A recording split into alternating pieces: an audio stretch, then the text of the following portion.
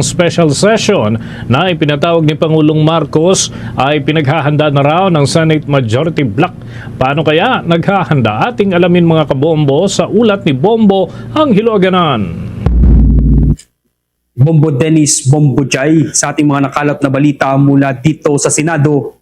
Kinumpirma ni Senator Erwin Tulfo na natanggap na ng Majority Bloc ang abiso kaugnay ng ipinatawag na special session ni Pangulong Ferdinand Marcos Jr. sa darating na Miyerkules, June 17.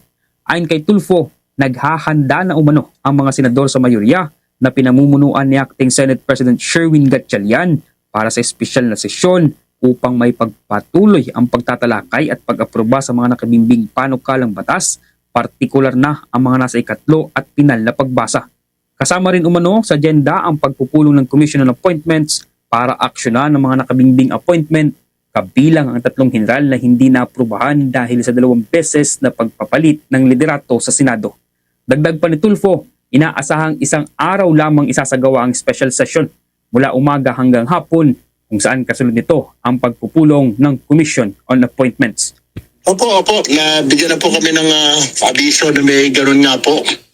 Umaga ho yata. Yun ang kailangan pa ho nating alamin. Pero naintindihan alang pag-ikibig ko po, umaga yan. Kasi sunod-sunod po yan. Sa hapon, meron pong tinatawag na yung CA, kailangan po i-convene na magkaroon nga po ng special session dahil marami po talaga nakabinbin ng mga panukalang batas, pati yung CA, yung appointment ng 3 mga koronel para 4 generals at saka yung 2 basketballista na gusto maging Filipino citizen. So marami tayong mga nakapending. Kailangan talagang magkaroon ng special session.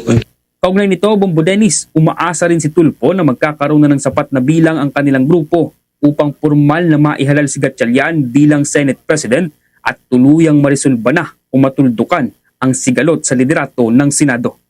Bagamat nagpahayag na aniya si Senator Joel Villanueva na dadalo ito sa special session bilang pagtupad sa kanyang tungkulin bilang isang halal na opisyal ng bayan, sinabi ni Tulfo na wala pa rin umanong katiyakan kung makikiisa ito sa kanilang hanay upang mabuo ang kinakailangan 13 boto para sa formal na paghalal ng Senate President alinsunod sa konstitusyon.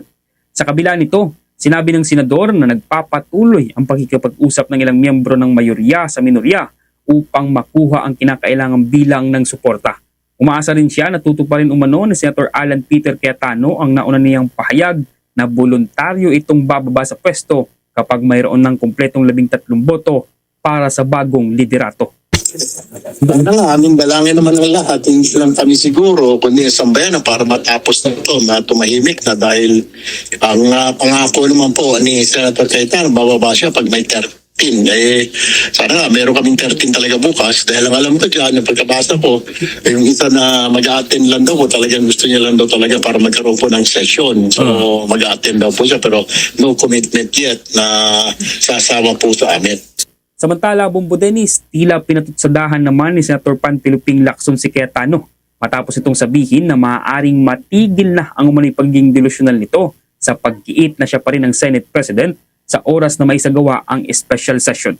Tiniyak naman ang kampo ng mayorya na nakahanda sila sa anumang posibleng hakbang o maniobra na gagawin ni Cayetano o maaaring gawin ni Cayetano sa araw ng espesyal na sesyon kasabay ng kanilang layuning maayos at mapayapang marisolba ang usapin sa liderato ng Senado. Nag-uulat mula dito sa Senado, ako si Bombo Angelo Aganan and this is Bombo Radio Philippines, the #1 and most trusted source of news and information. Basta Radio, Bombo! For the most trusted source of news and information, visit our website at www.bomboradio.com. Follow us on Bombo Radio mobile app, Facebook, YouTube, TikTok, and X, formerly Twitter. Like, share, and stay connected. Anytime, anywhere.